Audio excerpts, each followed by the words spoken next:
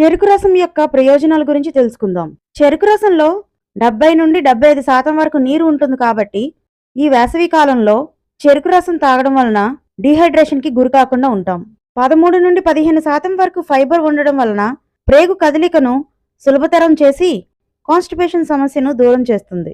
చెరుకు ఆల్కలీన్ ఆహార పదార్థం అయినందున ఇది శరీరంలోని ఆమ్ల స్థాయిలను తగ్గిస్తుంది. pH స్థాయిలను సమతుల్యంలో ఉంచడంలో సహాయపడుతుంది. బలహీనంగా ఉన్నవాళ్ళు అలాగే ఒత్తిడికి గురయ్యేవారు రోజు ఒక గ్లాసు చెరుకు రసం తరచుగా తీసుకుంటే మంచిది. ఫ్రక్టోజ్, గ్లూకోజ్, ఎలక్ట్రోలైట్స్ ఉండడం వలన తక్షణ శక్తినిస్తుంది.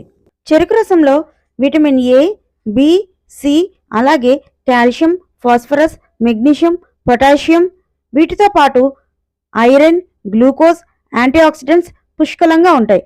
వీటన్నిటి వలన మనకి కలిగే ఉపయోగాల గురించి నెక్స్ట్ పార్ట్లో తెలుసుకుందాం. Please subscribe.